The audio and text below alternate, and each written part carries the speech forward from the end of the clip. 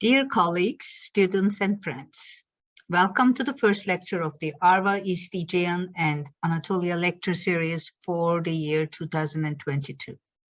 Today, it's my pleasure to introduce Kuijt, Professor of Anthropology and Archaeology at University of Notre Dame in Indiana. It's difficult to summarize Professor Kuijt's illustrious scholarship record in a few sentences, but I will try to do my best, believing that you are already quite familiar with his work. Ian completed his PhD at Harvard University in 1995, focusing on Neolithic household and village organization and ritual practice in the Near East.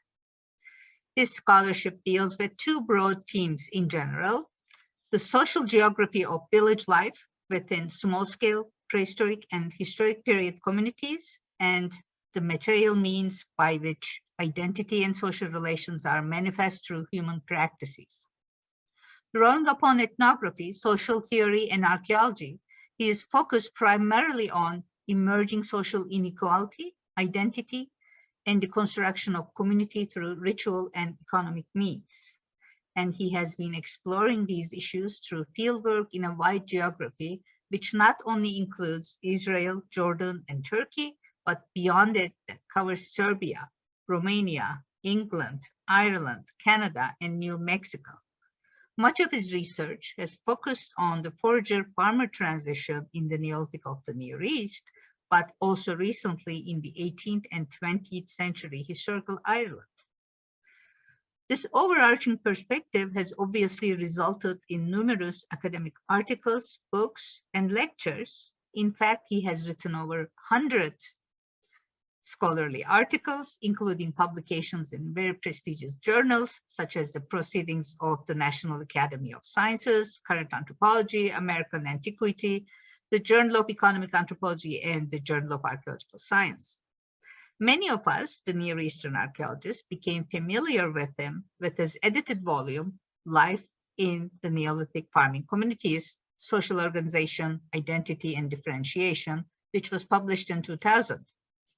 This was then followed by a plethora of transformational articles exploring place, death, and the transmission of social memory, social construction of households, demography and storage systems, as well as other material cultures such as the figurines of the early agricultural communities of the pre-pottery Neolithic and the early pottery Neolithic of the Near East. Ian's production is not merely limited to these conventional academic methods of dissemination. His work in Ireland resulted in the documentary called Nets of Memory, looking at the traditional fishnet and boat building in the region. He has also been co-directing a film project called Barn Stories, which was developed into a broader comparative project with filming and interviews in northern Indiana, in the States, Sweden, Canada, England, Ireland, and Turkey. His other films include Coastal Ireland, Waves, Mantelpieces, Island Places and Island Times, Passing Tides and Passing Times, and Homecoming. Ian has served on a number of editorial boards, including Antiquity and Paleorian, and he is a longtime member of the Society of American Archaeology, American Anthropological Association, American Society of Oriental Research, and the Council for British Research in the Levant. His research has been supported by major fellowships and grants from the National Science Foundation, the National Endowment for Humanities, the Social Science and Humanities Research Council of Canada, the Venner Grant Foundation for Anthropological Research, the British Academy, and the Mellon Foundation. Today, Ian Kuijt is with us again as to deliver the first lecture of the ARVA East Aegean and Anatolia lecture series for this year. And his lecture title is going to be talking about the Neolithic Revolution, Reconsidering Revolutionary and Gradual Models of the Forager-Farmer Transition. Throughout his presentation, Ian will take us through the interpretive frameworks of the Near Eastern Neolithic, and he will reconsider the extent to which the Near Eastern Neolithic was both revolutionary and gradual. Ultimately, he will be asking the question whether we should envision the Neolithic period as a failed social experiment. I believe this is a very timely intervention, considering the continuously failing but nevertheless continuing social experiments from capitalism to imperialism today. So I leave the ground to Ian Kuijt's lecture, and go ahead.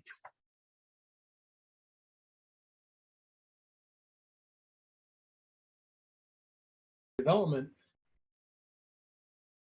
Let me just mute that little piece there. Okay. Then the real question is, we need to think in terms of what are the components? What are some of the primary components of the Neolithic? And to what extent does it provide us this sort of foundational moment that we can think of as resulting in changes that roll through both the rest of human civilization through, for example, in this talk series going through the Roman period, but also thinking about it in such a way where we try and look at both grassroots details, some of the smaller pieces, but also the bigger implications. And I kind of want to go back and forth between those and to think about those. So thinking about the Neolithic as this developmental period, but also as a foundation. It's something that I truly believe. I think when we look at outside of our windows at what's outside in some capacity, as a prehistorian, it's hard for me not to think in terms of how the Neolithic has provided a foundation from all of this. Now, having said that, there's some other dimensions to it though. And that is that I want to make the argument that in some ways, because of historical reasons, specifically with V. Gordon Childe and the sort of framing of the Neolithic as being a revolution, we have lost track of the fact at times that there are these dimensions under which the Neolithic was something that was gradual. The Neolithic was also something that was accidental. It was not purposeful and planned. And it also had something that had consequences. And I think it's helpful for us to try and pull those things apart a little bit, rather than just looking at the Neolithic as this revolutionary genesis moment and thinking in terms of some of the different components. Now, needless to say, for this kind of conversation, this requires both thinking about this as a historian of the discipline. It requires us to think about the kind of detail in terms of the archaeologists and how we have done work looking at specific things. But it also requires us to step back and to think in terms of the general public and how we can try and communicate what we do as researchers and to try and put this in context. So that sounds like a tall order. So let me just go ahead and start thinking about some of the different pieces with this. So this is one of the big pieces to all of this. And that is that from my standpoint, when we think about the Neolithic, we have to think in terms of V. Gordon Childe's original framing, going back to 1935, 36, written earlier than that, obviously. And I basically would pick up the argument that many other people have made, and that is that there's probably fewer concepts that have had greater traction than that of V. Gordon Childe's framing of the Neolithic Revolution. And I say that both in terms of researchers thinking about things, but also in terms of the general public and what this means in terms of framing of events, of historical events. Oops, perhaps I hear some voices in the background. Perhaps people could just check their voice and perhaps mute their speakers if they would. So that thinking about it in terms of the impact and the impact of thinking about sort of urban revolution and the kind of framing in different ways and how that's had an impact in terms of society. So thinking about human evolution, it's really hard when we think of cultural and human evolution and thinking about sort of the Neolithic, it's really hard to not recognize how important Childe was to that as an initial framing for the different kinds of conversations. This, of course, came about in his work in 1936, dealing with Man Makes Himself, where he essentially argued that the Neolithic was this radical, rapid, and important period of change when humans began to cultivate plants and start to breed animals as well. So he has the framing here of essentially in his world of three major stages of production, thinking about the Neolithic Revolution, the Urban Revolution, and the Industrial Revolution. And it's that synthetic sweep that brings him such great power for that point of time. It's also something that makes things very accessible. It's a nice digested narrative, one that gives us a good sense of the interests and how human society has emerged at points of time. Now, my comments here that I'm going to make and sort of some of this conversation draws upon a lot of different research, including Brahmi's excellent 2019 piece of work. As one piece of this, he has done some really interesting work looking at the intellectual genesis of child and sort of the history. It is an authoritative piece of work, by the way, trying to think about V. Gordon Childe.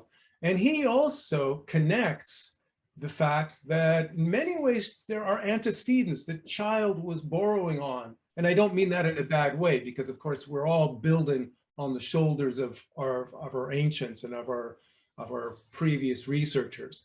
But noticing the work by Bout, the development where he had three stages of human society, including stage of independent domestic economy, stages of town economy, and stages of national economy. And Brahmi makes the point that there's a real overlap. So if we think down at the bottom of this chart, what you can see here, thinking about progress, which is clearly what is being framed in terms of Childe's work, thinking about the Neolithic Revolution, Urban Revolution, and Industrial Revolution as a progressive and evolutionary stage development. And that's really important to think about these different pieces. Green has argued in an excellent piece of work as well.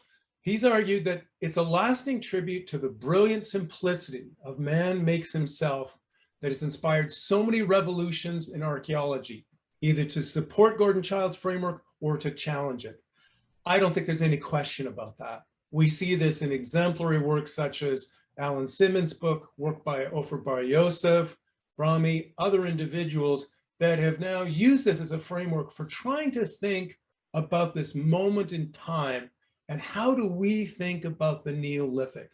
And the way I want to sort of think about this some way today is to think about it in such a way of, is this really a revolution, or are the developments from this point of time revolutionary and resulting in changes? That sounds a little bit like sort of a terminology discussion, but I think there's more of a foundation for it. So let's step forward and think about some of these pieces for just a bit. So there's no question, if we think of the transition from hunter-gathering pastoralism to agriculture, that this is an evolutionary threshold.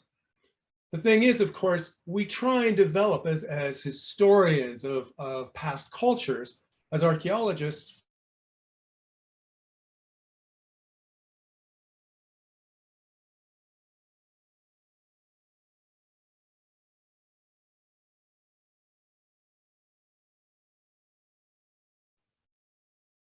Can you hear me at this point? Yeah. Okay, thank you. I'll just keep going then, unless there's something wrong here. So there's no question that we think about the Forager-Farmer transition as being something that is an evolutionary threshold. The question is, do we define this as sort of a binary thing, like a light switch, either off, on? Do we think of it as something that is more gradual, that there's a temporal dimension to it? And that's one of the critical things that we'll come back to as we keep going through this. So if we think of the different components, of course, we have in some ways the domestication, the experimentation and domestication of plants and animals. And then of course, some of the other components to that, things such as the emergence of various food storage systems for preparing and being able to change the relationship between humans and time by storing food. And then of course, the other piece to it is that of sedentism, the necessity of people to sit down and to be able to stay in one place and to be able to live, to protect those resources, to shepherd those resources through their growth cycles. There's other parts to it in terms of the conversations, and this is where things get a little more muddled. And that is, there's other parts of the conversation where we think in terms of the emergence of some forms of early social differentiation and new forms of social political complexity. And this is something that is challenging to us because, of course, when we talk about social complexity, when we talk about emerging inequality, that's a relative framing. And that's a framing that is a complicated slope. There's another part to it that we have to ask ourselves when we start thinking about the Neolithic, and that is we have to ask ourselves, which Neolithic? There is no, unlike in Child's day, there is no single Neolithic. We're talking about, at this point, regional and temporal variability that is absolutely remarkable. As the years go on, we see more and more evidence from different places in the Near East for what we could define in a very coarse way as being regional differences, but also differences in time. So here you see here is, just a quick chart down below, thinking about some kind of transition, the Forager-Farmer transition. But of course, that's something that is not just binary off and on. It's also something that's occurring in different places at different points of time and with different character. And that's really important because as we start thinking about the Neolithic, we have to ask questions related to which Neolithic are we really talking about. In contrast, for example, with Child's original work, Child's work is essentially that of a diffusionist argument and looking at the movement of the Neolithic from the Near East to Europe.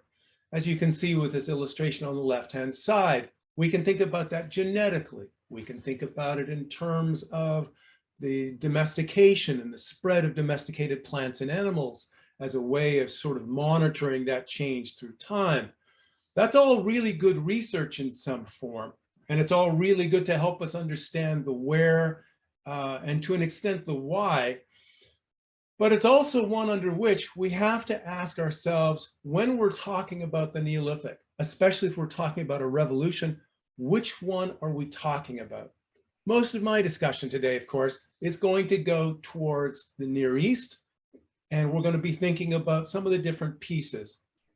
So if we recognize that there is variation, and there are these different regional and temporal expressions that are taking place, what are some of the commonalities?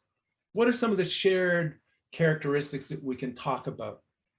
Well, when we see the Forager-Farmer transition, we see things such as some degree of sedentism. We see some element of a higher population density. And the question there is, what is high versus higher? We see the ability to store foods, the necessity to be able to deal with time and essentially change the storage game in some important ways.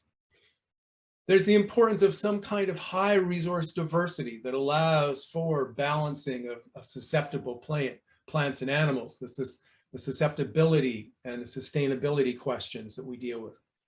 That, of course, has to be built on some kind of foundation for processing and harvesting technologies, stone tools, grinding, all the rest of it.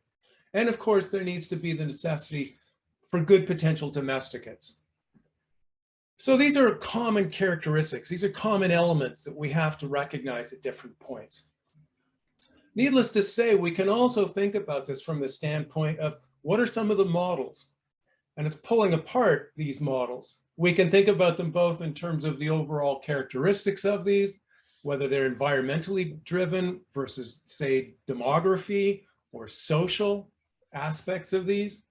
But the other part to it is we can think about them in terms of what are push models versus pull models, the extent to which human behavior is pushed, for example, by perhaps environmental climatic changes, versus one of that they're pulled into domestication through recognizing the advantageous nature of bigger food sources, more hardy food sources.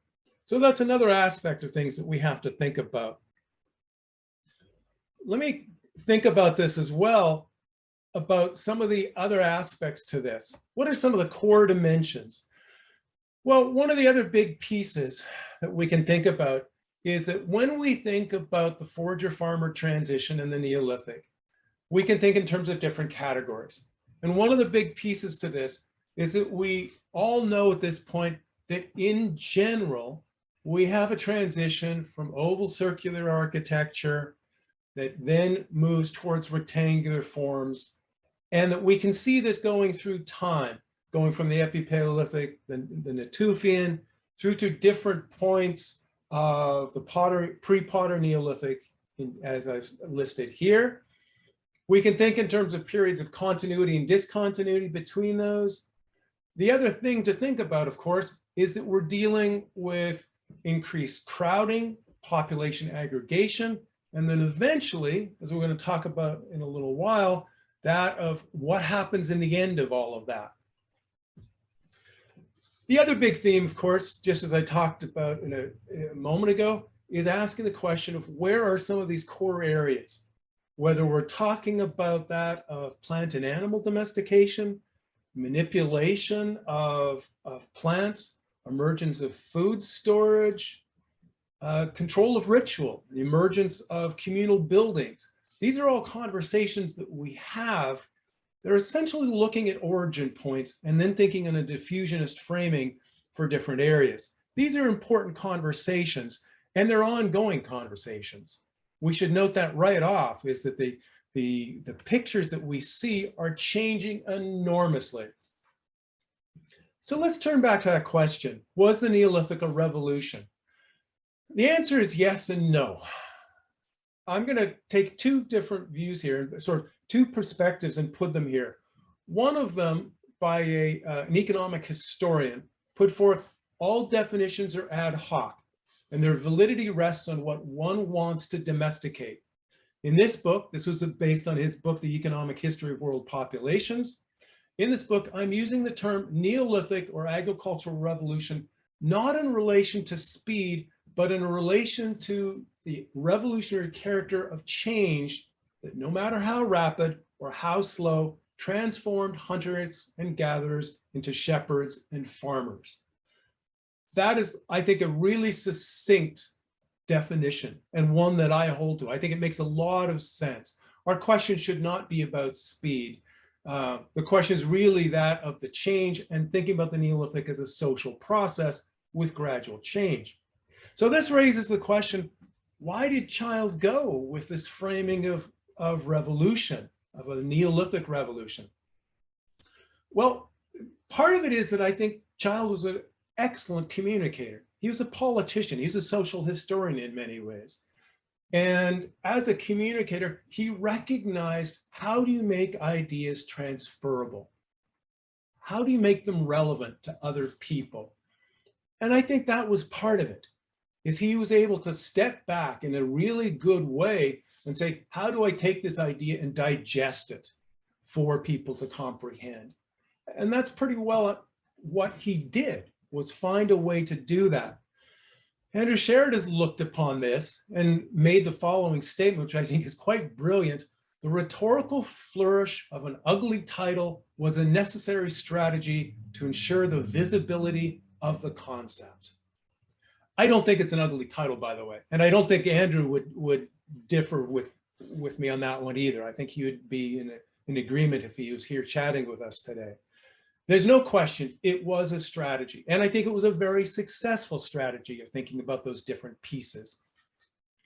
So let's look a little bit more in terms of what Child was saying and think in terms of some of the different components to that. So first of all, as outlined here in this very simple chart, we have to recognize that in many ways, Child's framing, and in some ways, the way that the general public have adopted the Neolithic as sort of this evolutionary moment, is one under which we think of it as a progressive development, a progressive evolutionary development going up a ladder that is in some ways leading to greater social complexity. Something such as on the chart you see here, a scale of social complexity, thinking about a series of steps where we go through mobile hunter-gatherers in the Epipaleolithic, or semi-sedentary hunter-gatherers and collectors in the Epipaleolithic, to people in the pre-pottery Neolithic who settled down in farming communities, to the pottery Neolithic, Chalcolithic, Bronze Age, et cetera, right through to the Romans. And in all of these, we can think in terms of that there's a series of different developments. And collectively, these different developments, whether we're talking about domesticated plants and animals, food storage systems, development of ceramics, control of irrigation, metallurgy, mining, control of labor, development of forms of hereditary social inequality, these are all accretionary. They build on each other in a longer term. And they, in many ways, lead us to this path, to this sort of this portal where we exist today. So at that point, we have to think about the Neolithic Revolution as something that is both a trigger point, but it's also something that is gradual and it's occurring. We lose track of the fact of the slow Neolithic of occurring over several thousand years. We lose track of that.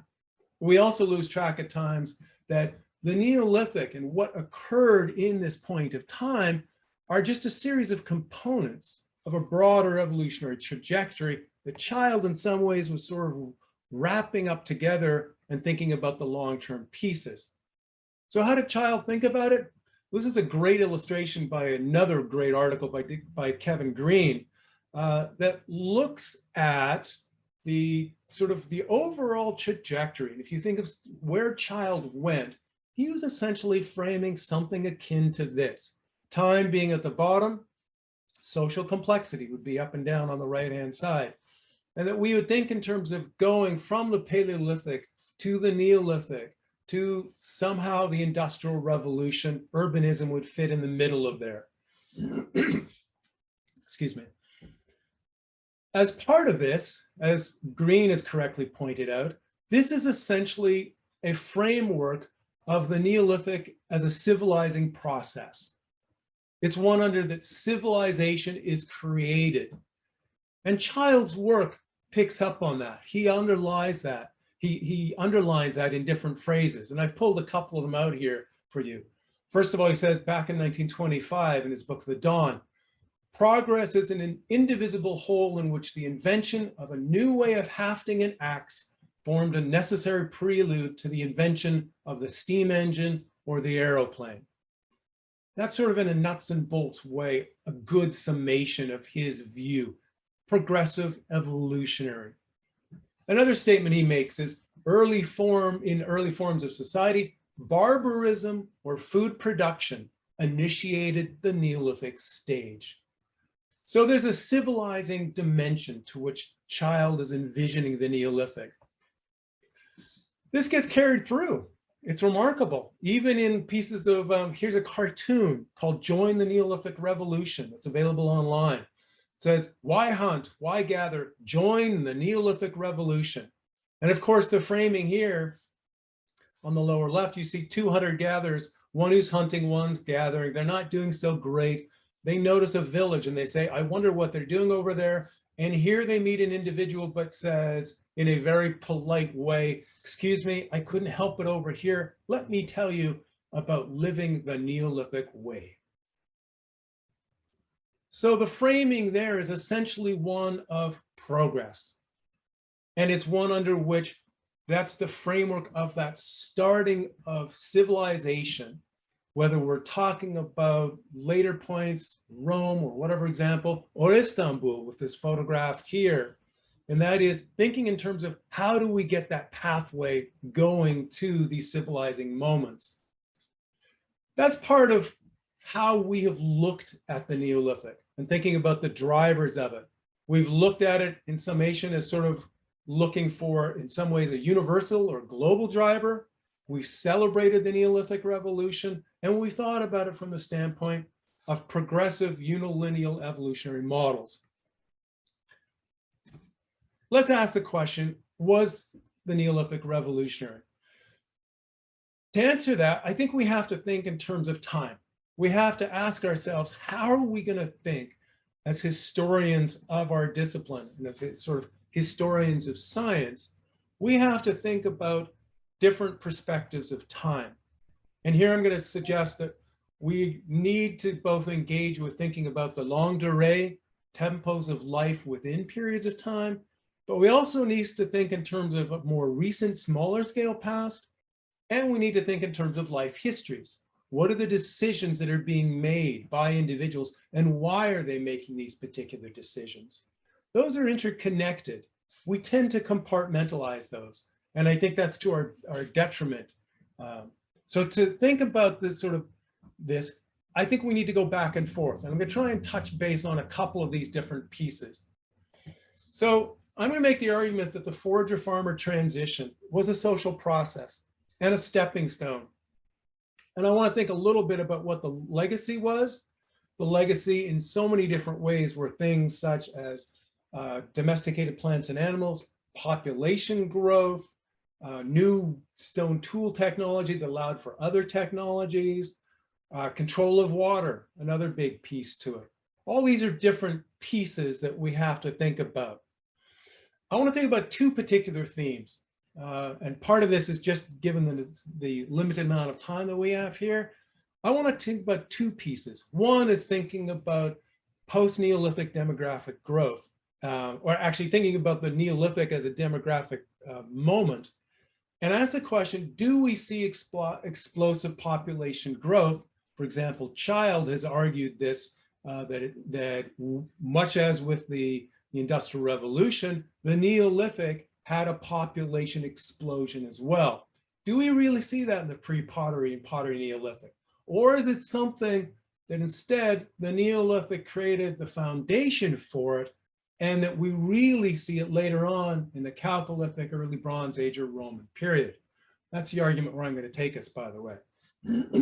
We should also note here that arguments, Child's arguments, as well as many of our arguments, more recent arguments, for the Neolithic as this demographic explosion, a baby boom experiment, if you wish, megasites, and the conversations about the really large Neolithic villages that we see in terms of extent of architectural remains, the assumption that that was many thousand of people living there.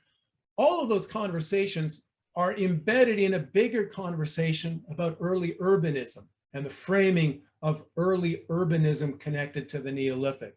It's a concept and a conversation that I'm not entirely comfortable with at this point. So let's just explore this and think a little further here. So this is a quick chart. This is one that sort of looks at some of the things that Child was saying. And the chart that you see here lays out population growth, reproduction rate, and then population growth, looking from the 1700 through to the projected to 2100. So Child's argument in its beginning is often called the Neolithic Revolution. Parts to it, somewhat comparable relative increase in population. Now you have to understand, he's writing this in the 1930s, and I have enormous respect for what Child was writing, but there are, of course, dimensions to which this is a dated piece of work, and these are dated models. Demography is a big part to that, a really big part to it. The whole question of to what extent the Neolithic is connected to early urbanism and population growth, I think that's changing. Part of this is based on things that I've been thinking about recently.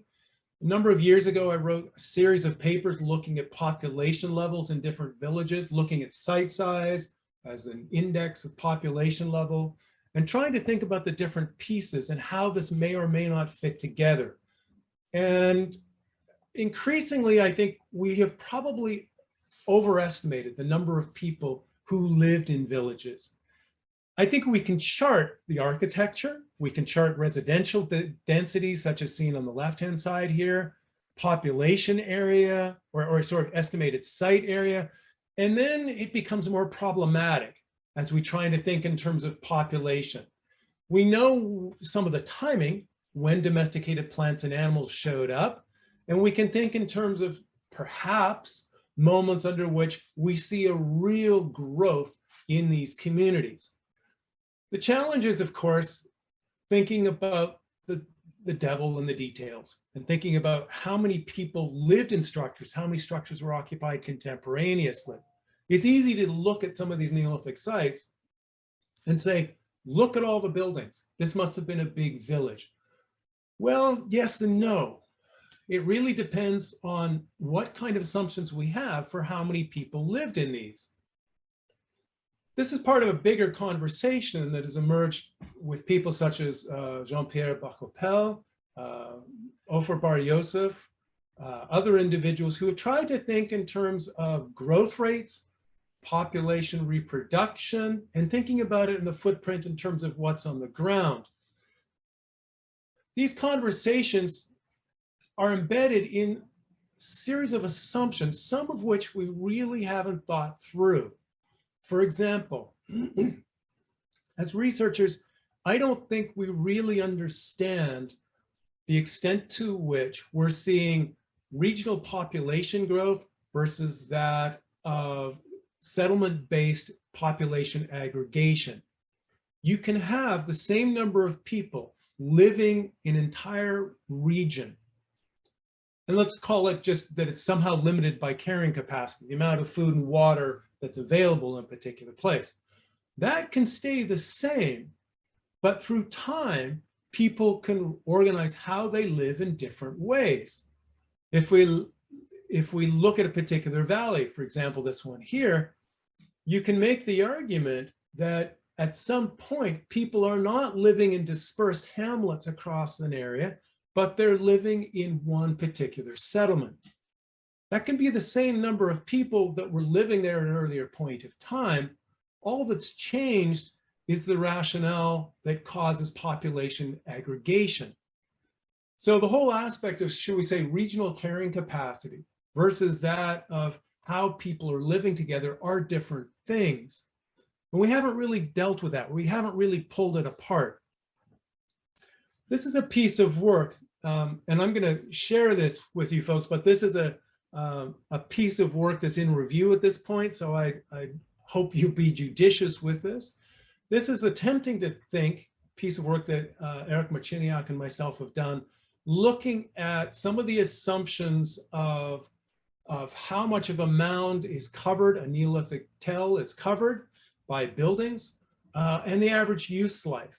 And looking at it statistically, what you can see with these different charts going up and down is that the more the greater your assumed coverage across a site and the longer the use life of the site, well, then that creates a reconstruction that is even greater in the way of the number of people who lived in villages.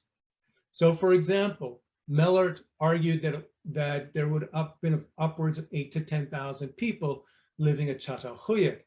Ian Hodder has argued that it was between 3,500 and 8,000 people that lived there.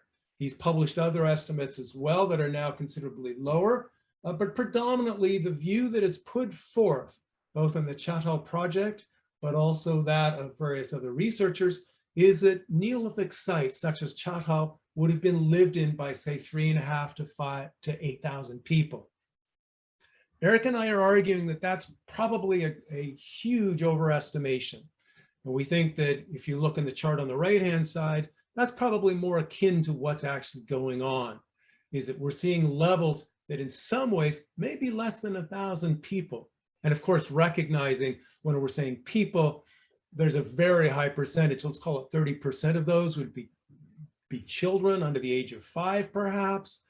So it's a very different view, and population is really important when we start thinking about the Neolithic and our assumed arguments for early urbanism in some form. What about social inequality? That's another big theme in terms of the Neolithic.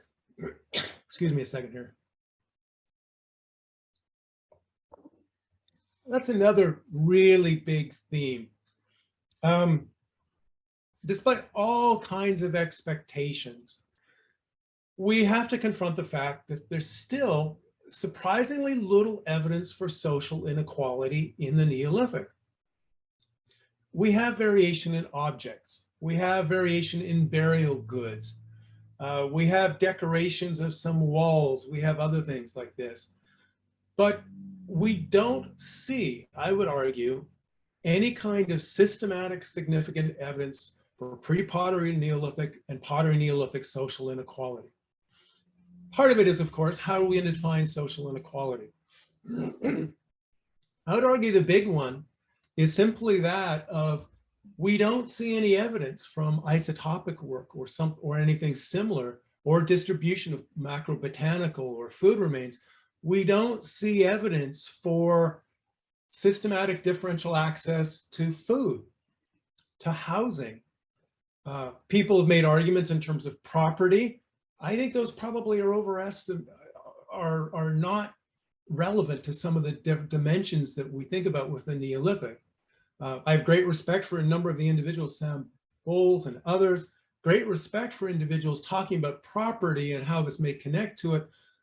But I don't see the archaeological evidence for systematic social inequality, not when we're thinking about it as something that's comparative, for sure. Part of this, of course, as seen in the bottom here, is that inequality is a concept that's relational and it's relative.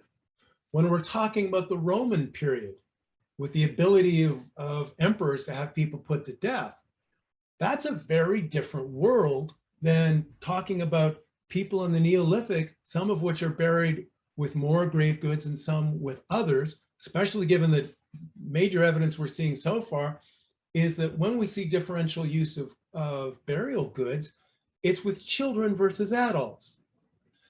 So I'm not saying there's not social differentiation within the society.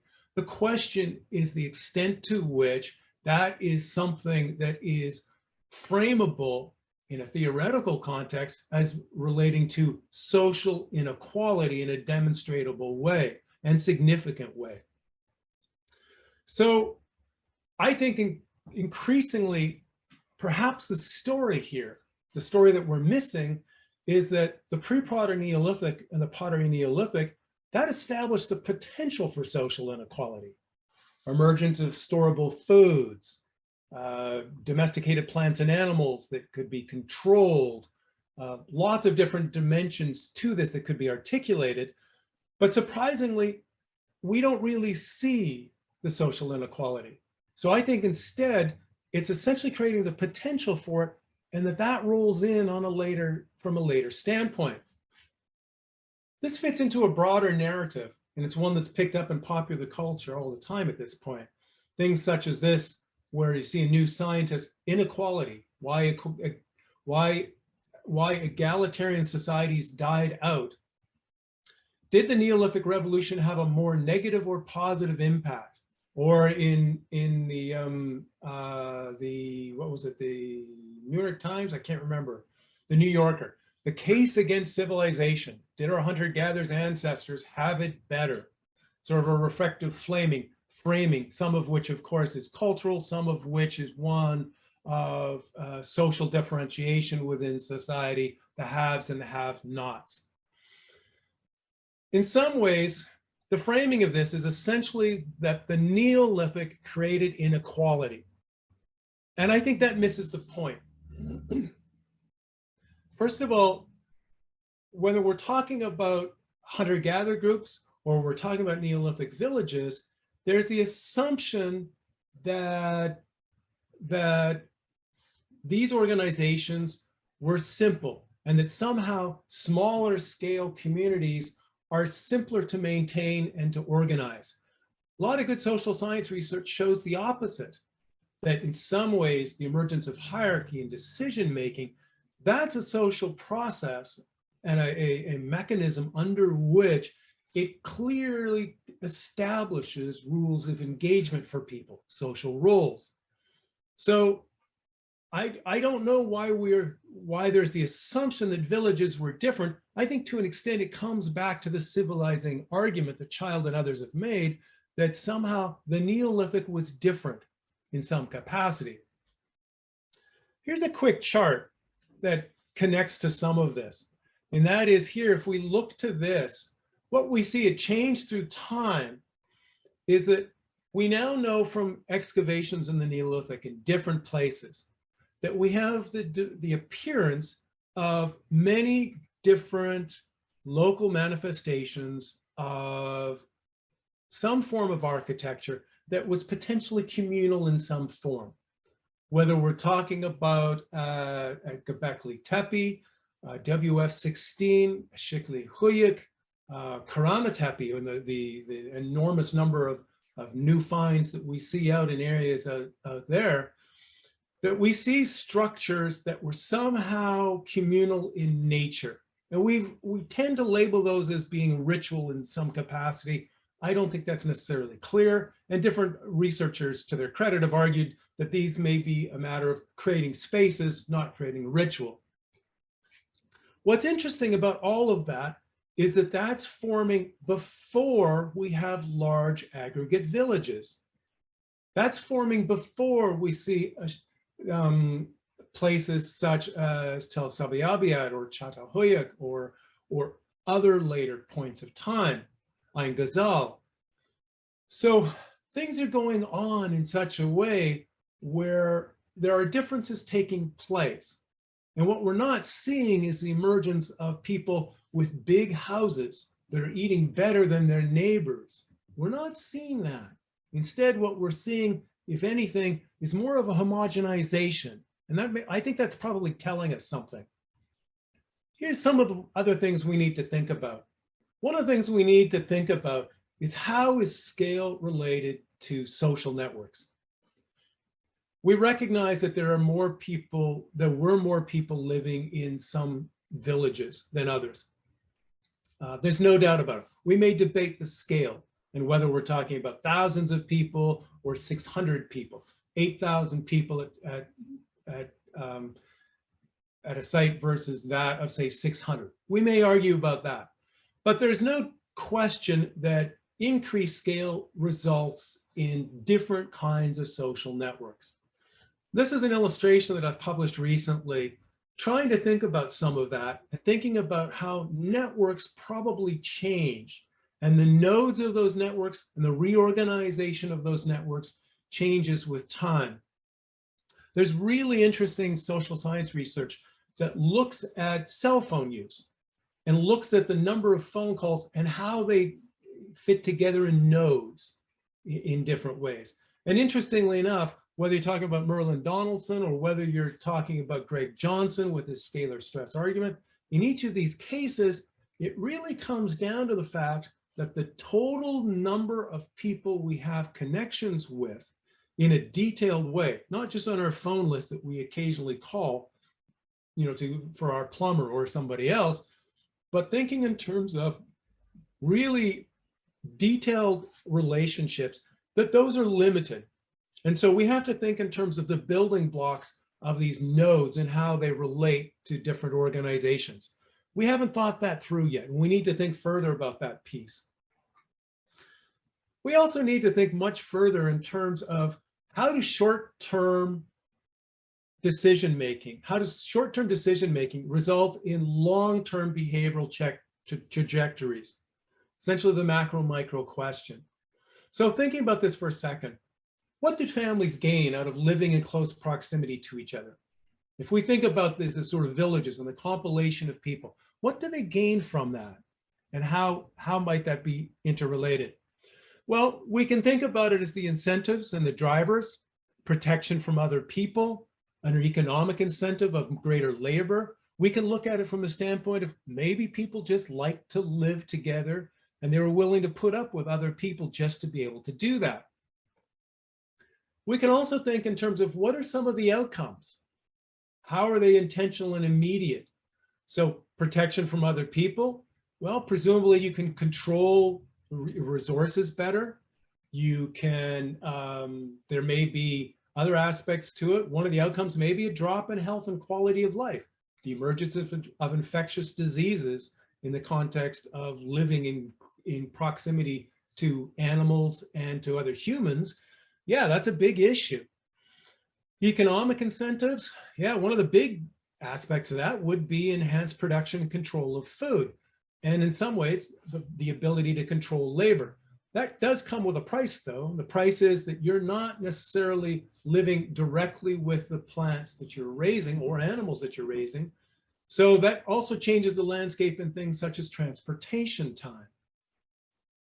We want to think about the Neolithic big easy is just a phrase there. We can think in terms of greater access to marriage, larger scale ritual events. We can also think about what are some of the unintended outcomes? What are the delayed outcomes in some form? Ones of that when we think about protection from other people, that has the potential to create an increasingly segmented human community, one that's diverse across the landscape. In terms of economics, it can potentially result in new systems of property, new formal rights of ownership, reorganization of labor. So again, we can think about some of these different steps, and I think we need to engage with that as we try and think about the extent to which the Neolithic was a slow, gradual process or something that had a really big impact. Let me throw out an idea here, one that I've been sort of mulling for a long time, since about 2000 actually, and that is thinking about the Neolithic, the Neolithic as a period of time in some ways as a failed social experiment in egalitarianism. And that is, as I argued earlier, I think there's a good case can be argued that in the Neolithic, we have the foundation for social inequality and social differentiation. Some have argued, for example, if you see this article in the Proceedings of the Royal Society, that, as they put forth here, an evolutionary model explaining the Neolithic transition from egalitarianism to leadership and despotism. That's a big question. The big question of the Neolithic, if we don't see evidence for systematic social differentiation.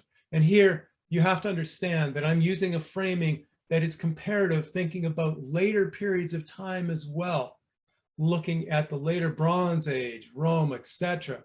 In comparison, we don't see social differentiation on the same level. And yet people did live together in larger size communities. They did start working together in different social systems with communal labor for things like building things such as Göbekli Tepe or the Tower of Jericho. We have all of those dimensions, and yet we did not see this emergence of social differentiation where different people had authority that was scalar beyond anything else at that point of time. And therefore, from a longer term perspective, I keep asking, why did this not happen? And I'm asking myself, and I sort of think about this from the standpoint of this attempt to maintain an egalitarian system, a way under which people were treated in certain ways, but in the face of new economic realities and the tensions between those. What's interesting is that when we think about it, in the end, looking from the Epipaleolithic through to the Pottery Neolithic, we see people living in increasingly large villages. Again, the number of people is negotiable here in some ways. And we have to assume that people came together for adaptive reasons. There was something that was luring them into that there was something profitable in doing that in some form. But we also know that these villages, people dispersed from that when we get into the later Pottery Neolithic, we see on the whole, whether we're talking the southern Levant or other areas, we see smaller sized settlements, more dispersed settlements in different areas of the landscape. And so we have to ask the question, why do we see this transition? It's not a matter that they've invented something new. Well, they have an extent called pottery. But what's going on that way? Either way, whatever was holding these people together, the sort of the glue that was holding people together and these units together changed. So we don't see, if you want to see a look through change through time, degree of social differentiation, we can think about things such as confluence of climatic, social, and technological changes, the end of the Younger Dryas.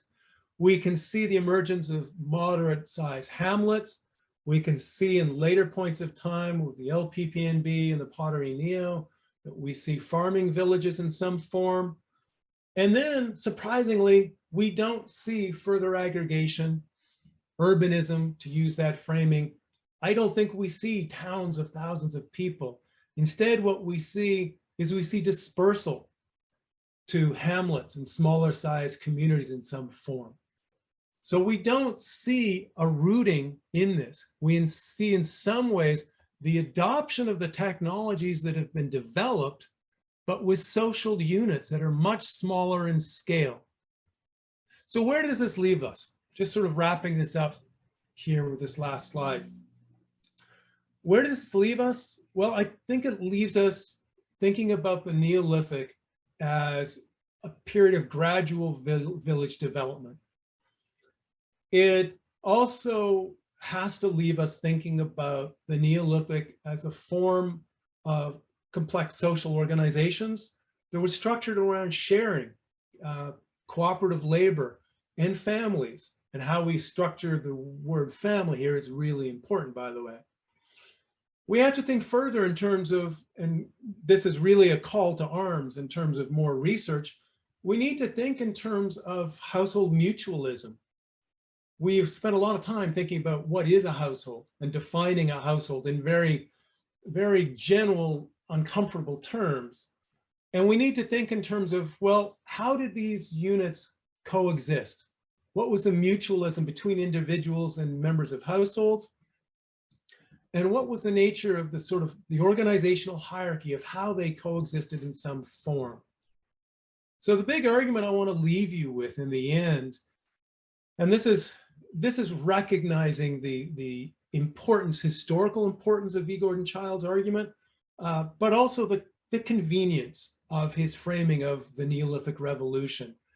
I think he would probably agree that ultimately we need to think about the Neolithic less as a Neolithic revolution and more as an evolutionary foundation for later worlds. And so that we can think about the Neolithic and what occurred there as a foundation for later periods, something that was gradual, accidental in some ways, and had consequences. And so thinking about that as a framework, as we sort of move through with this kind of conversation with this talk series, my hope is that as you hopefully come back and see some of these different presentations, that you're going to see some of these same themes, and you're going to be able to think in terms of the connectivity with both different points of time, but also how these different points of time may be interconnected, whether we're talking about scale of population, whether we're talking about emerging social differentiation, new technologies, new ways that human communities create in themselves, because ultimately this is an ongoing evolutionary story, and it's one under which we can think of the contributions of this research from all these different scholars as being something that helps us develop much more of a richer, deeper understanding of the human career. Thank you very much. I appreciate your time. We thank you very much for this insightful lecture, Professor Kuijt. You made us think about a lot of issues again. We have been thinking we are so sure about what the Neolithic Revolution is, but we may not be so sure after all. I am sure there will be a lot of questions, and there's already a hand and also a question in the chat box. So I will start with Al Padilla, if he can unmute himself and go ahead with the question. That will be great. Yes, thank you. That was an amazing lecture, and I do hope it shows up on your website recorded. Is that yes, it reference? Will. Great. Graeber and Weingrow, in their book that pretty much everyone's read, The Dawn of Everything, raised the question about whether a hierarchical or well, a hierarchical structure is irreversible. And they bring up the idea of Teotihuacan in Mexico, where they went back to more egalitarian society. I'm not sure whether that's real or not, but I'm wondering if you could comment on that. Yeah, I think the critical issue, I mean, these are great researchers, great publication. So I have no qualms with that question in any form.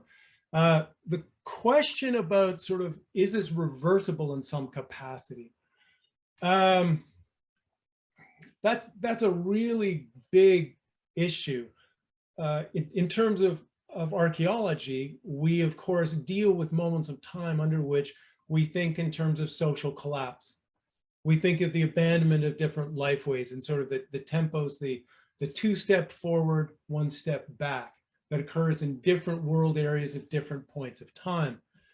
The whole question of whether it's reversible and your framing, part of that is whether the assumption is that it's intentional versus something that is situational.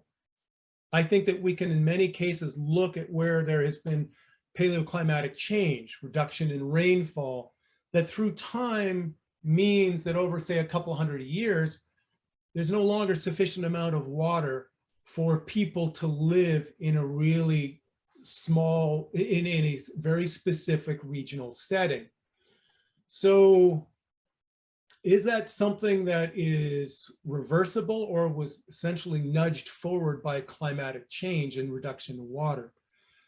So I guess I would come back to the question of to what extent one would think in terms of individual decision-making within the period of a lifetime versus that of collective action, and how human actions are result of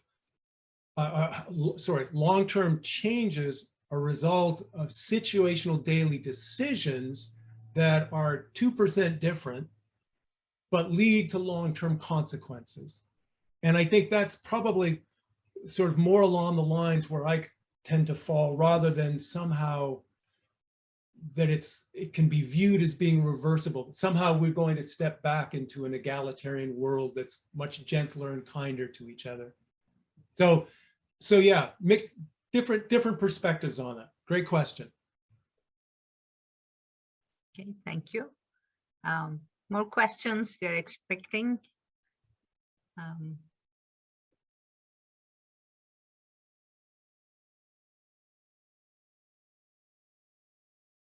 Ted, I see Ted Banning. Yes, there's Ted Banning. Yeah, hi, Ian.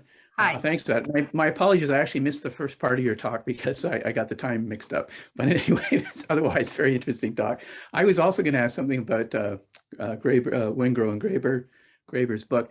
I think it's a very interesting book, and it obviously plays into the topic you have today. And among the things I would agree with is that we shouldn't see these kinds of changes as some kind of inevitable evolutionary progression towards greater hierarchy and greater complexity and that sort of thing. But one of the things that bothers me about that book is that despite the fact that it criticized the way other archaeologists use certain kinds of terminology and from anthropology and sociology and so on, the way they use the term egalitarianism really bugs me. And they're not alone in this. A lot of archaeologists do this. But they forget that the original definition of egalitarianism was not that everybody is equal. Egalitarian societies still have status differences. The only thing is that they're not inherited status differences. So although I would agree with Graeber and Wengrow that people in the Epipaleolithic were likely much more complex than most people have given them credit for, the way they use egalitarian society bugs me. So when they talk about Teotihuacan being an egalitarian society, I just don't buy it. It just doesn't make sense to me.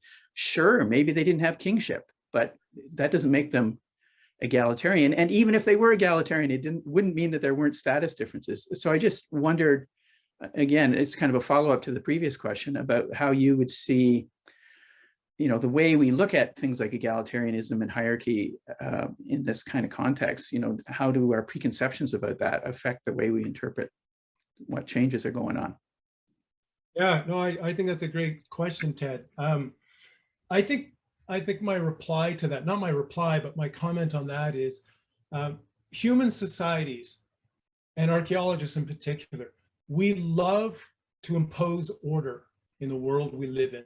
We like to look for rational decision-making in the world we see outside of our doors, and we do that in terms of the past. We are, archaeologists are in some ways we're not necessarily good creatures, good custodians of knowledge towards the past at times, because we impose order.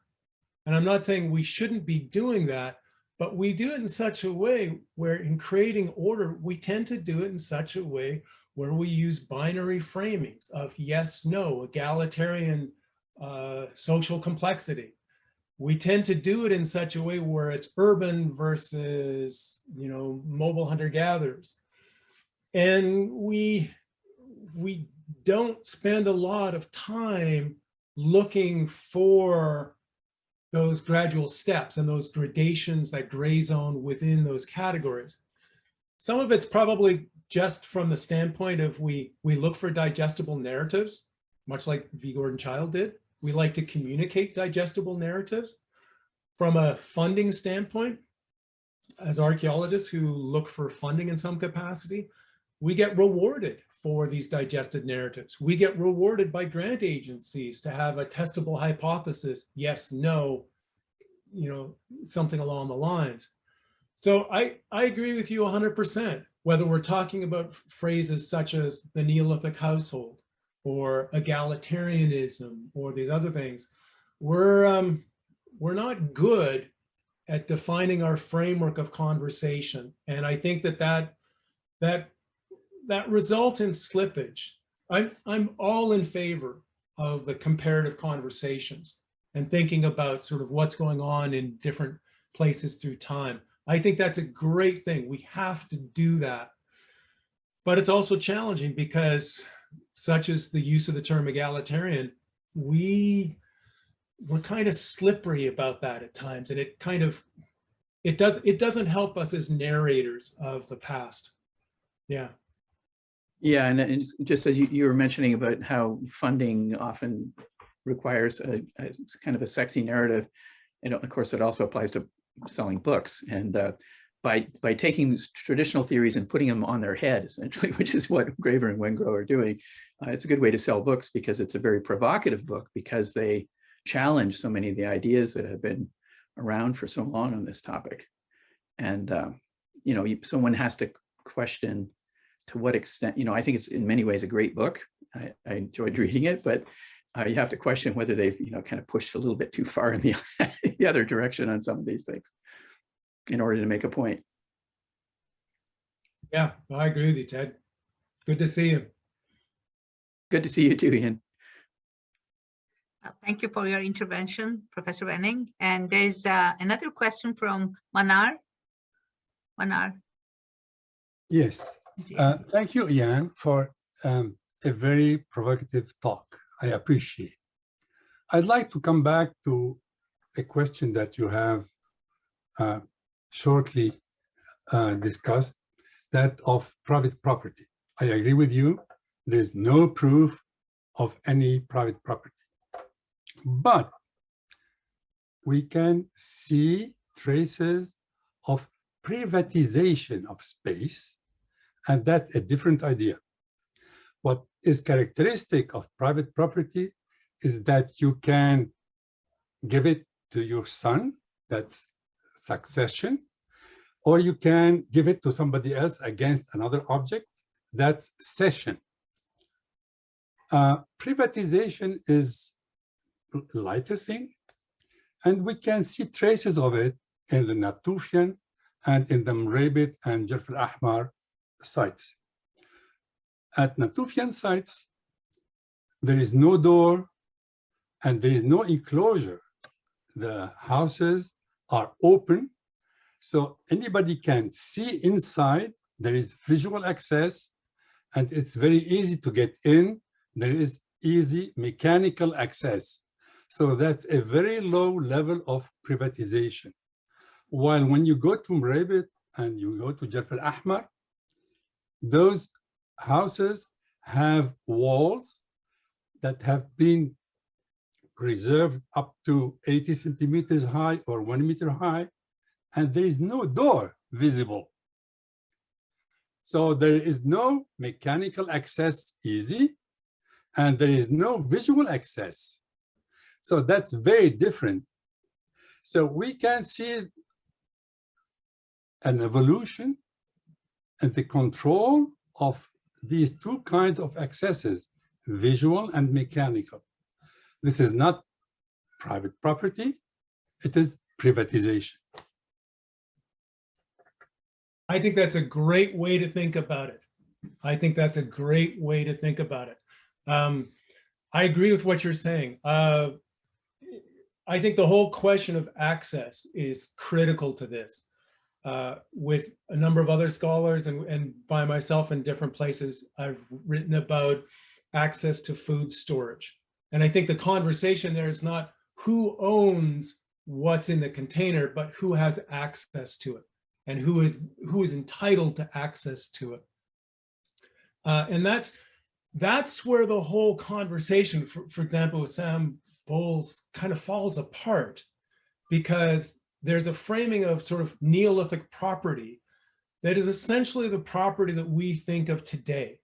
And that is something that is inherited, is owned, can be commercially traded.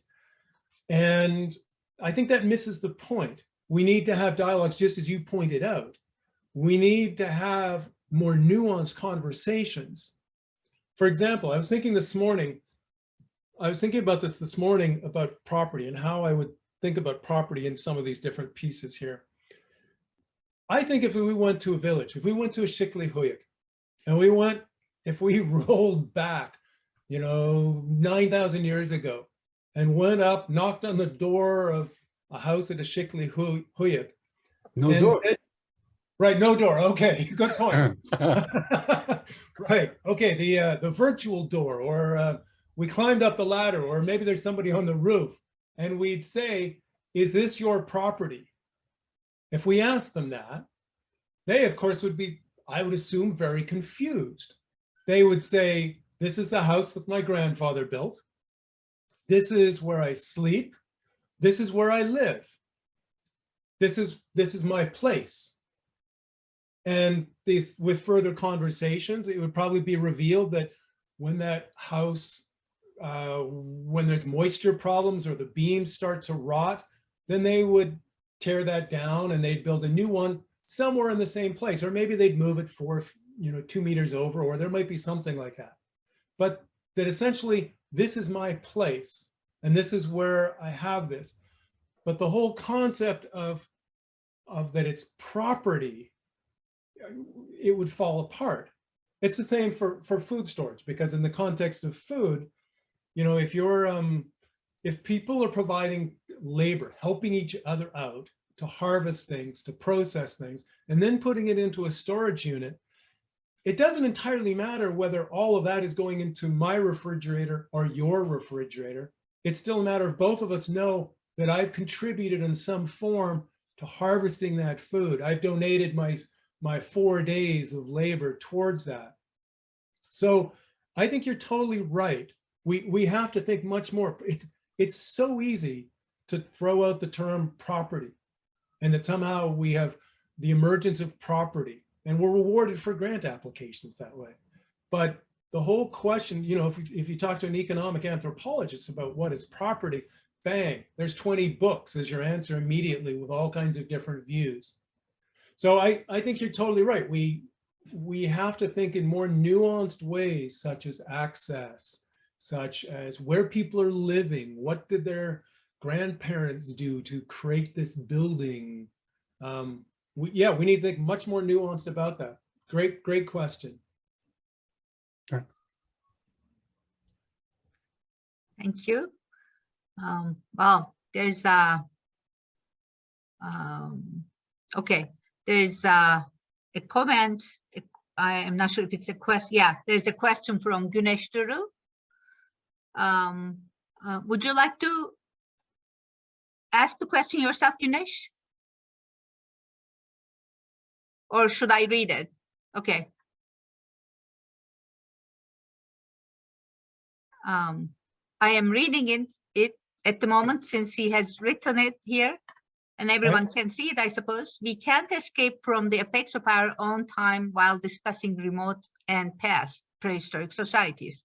The meaning and concept of the Neolithic has changed since the 1930s. While technology brings us closer to the truth, we also can't help interpreting the past with the sociopolitics of our own time. I think that we also can't escape from the realities of today in our attempts to interpret the Neolithic too. I think that the rise of cultural historical approaches and material culture fetishism today is entangled with the rise of nationalism and the war climate worldwide. What do you think? I agree with my bearded friend from Turkey. Yeah, I agree 100%. So I can give you an example of that in strange ways. I'm not going to talk about the contemporary context, should we say, over the last 2 weeks. But it's interesting. If you think in terms of North American research, and I'm talking here about the involvement of researchers employed in North American universities in the Old World Neolithic, okay? So if we think about that, there's a dimension under which, at this point now, the number of researchers who are employed in North American universities doing work in the Neolithic of the Near East is very low. The numbers are smaller and smaller compared to 20 years ago, compared to 30 years ago. And some of this is related to the fact that during the Cold War, 1950s and 60s, there were major policies in terms of global research that were taking place. And so there was funding that was available, and it was something that's fashionable at the time. So whether you're talking about the Braidwoods, the Kenyon obviously from the UK,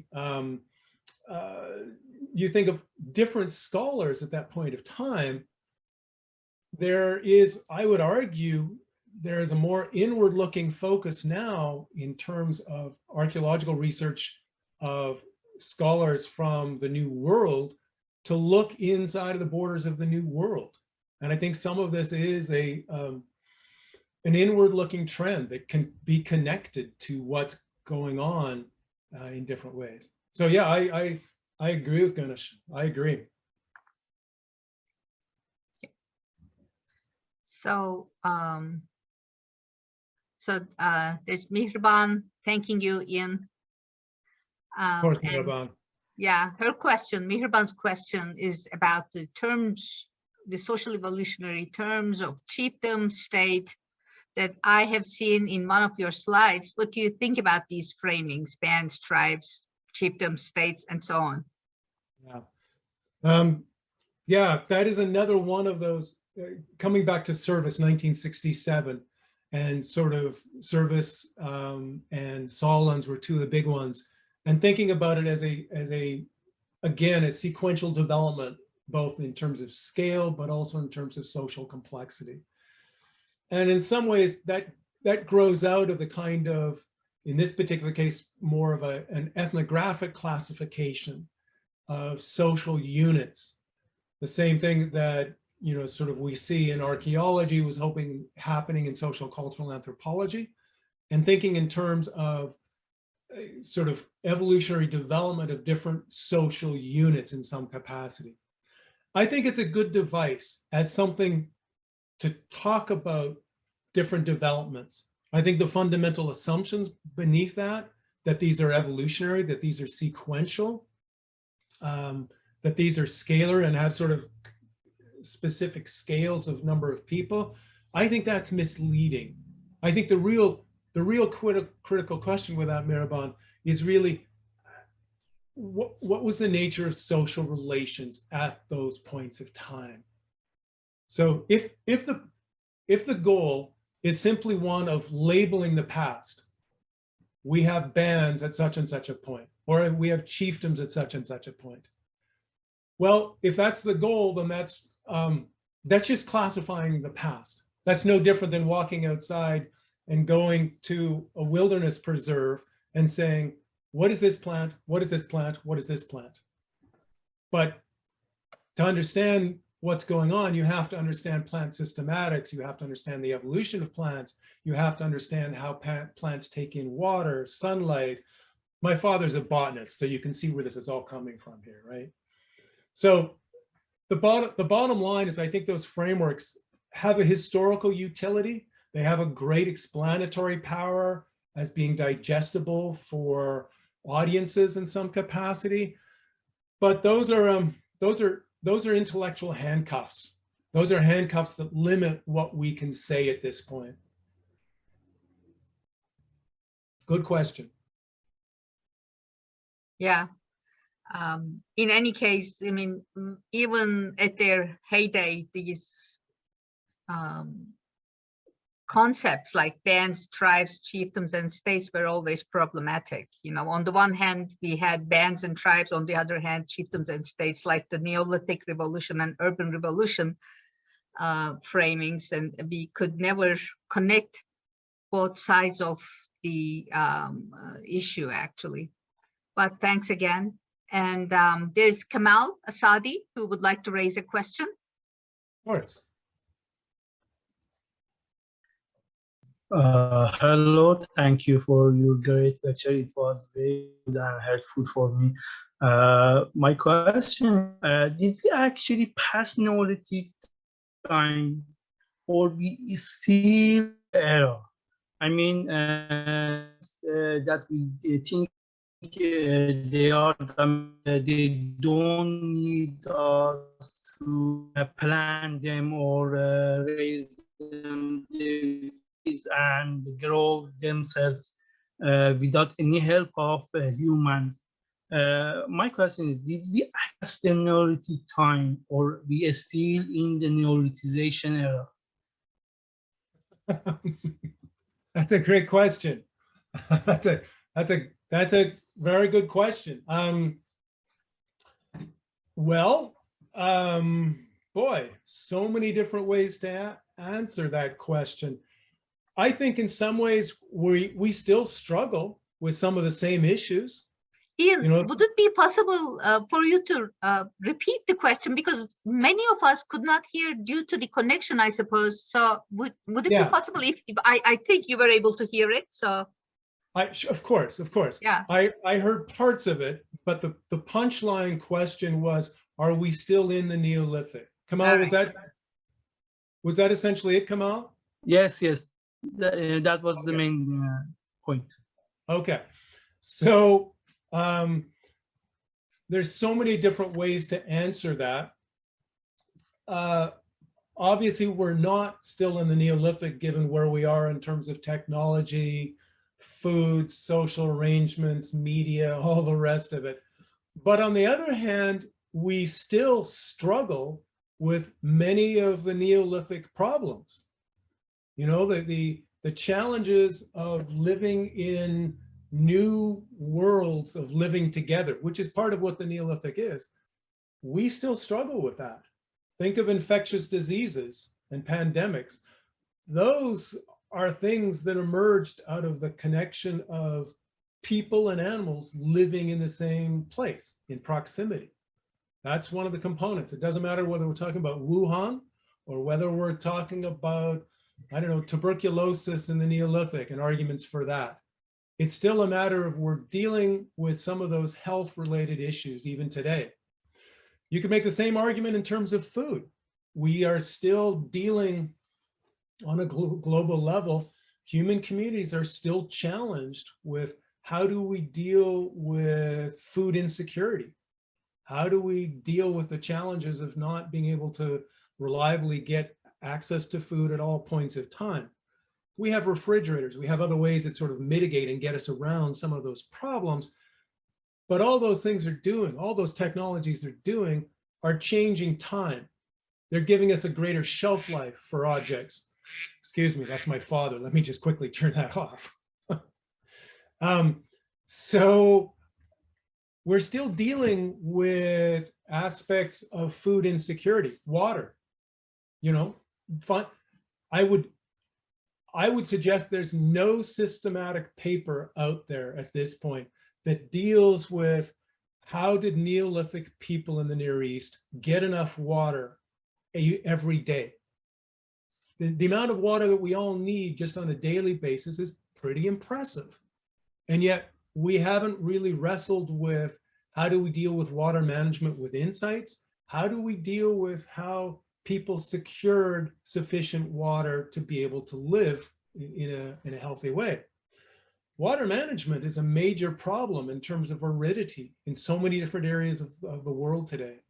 So Kamal, coming back to what you were saying, I'm not sure I would say that we're still in the Neolithic, but we're still dealing with human issues that were first encountered and first created in the context of early villages and people living together. So I hope that gives you one perspective anyways. Thank you. Can I ask one more question? Sure. I think you are familiar with the sites like Hoto, Kamerban, or Komishan Cave in northern Iran. There is a pottery industrial in the Neolithic era in this site, but no sign of domestication. How can you comment on that? Well, that's we have the same kind of challenge in multiple world areas.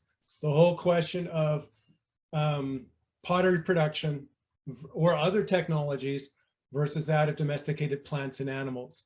One of the classic examples, of course, is not just the one you just raised, but Jomon, and a period of, in Japan, where you have detailed pottery, extensive use of pottery, but no real domesticates there. We have the same kind of thing in other places. So I think what this shows us is that in some circumstances, people are able to basically deal with resource security and deal with food insecurity in a way that doesn't require particular technologies.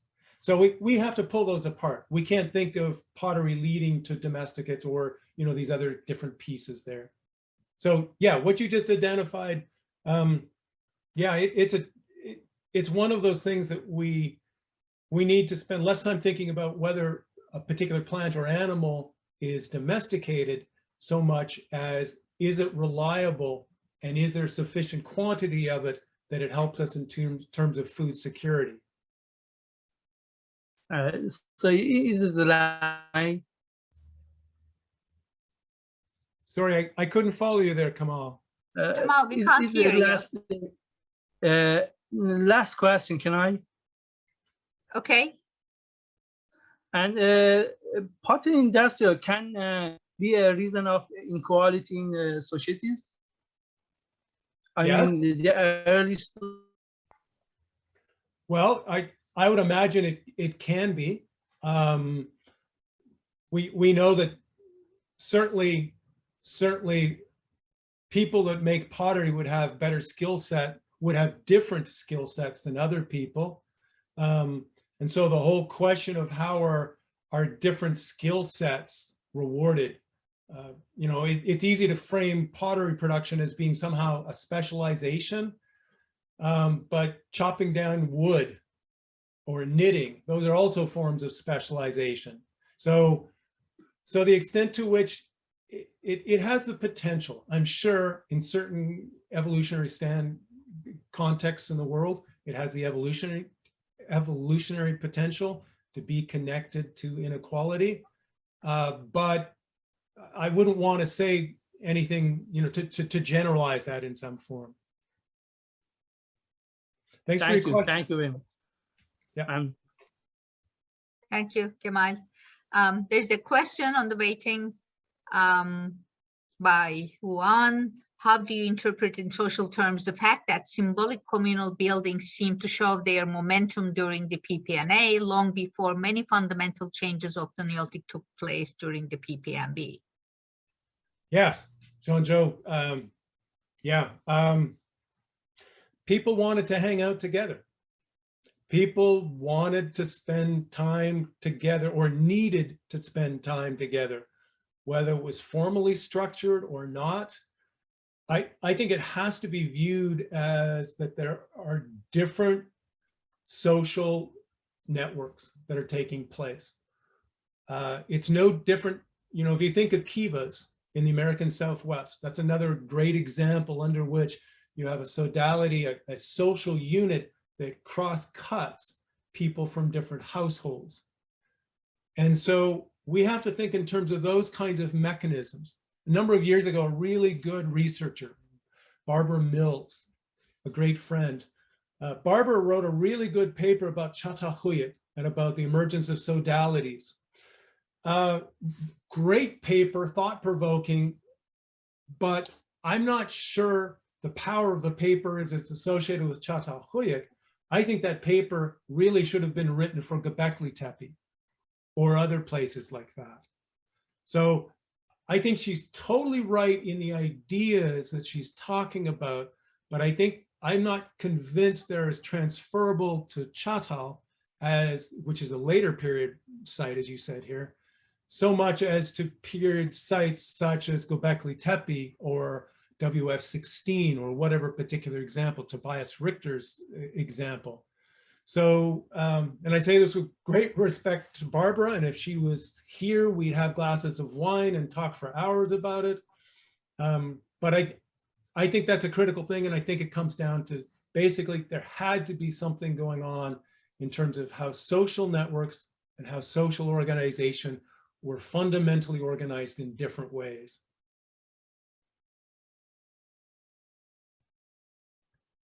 Yep. Yeah. So I think we are coming to the end of today's presentation and questions. I would like to ask once more. I don't know if Anna, Trevor, Eylem, or anyone else who are present here would like to raise more questions. So otherwise, I would like to thank again for this wonderful talk and great questions and interventions. Thank you very much. And we will be online shortly on YouTube, so you can watch or let other people know that they can watch this wonderful talk again. Thank you very much. Thank you very much, everyone. Bye-bye, everybody. Bye-bye. Bye-bye.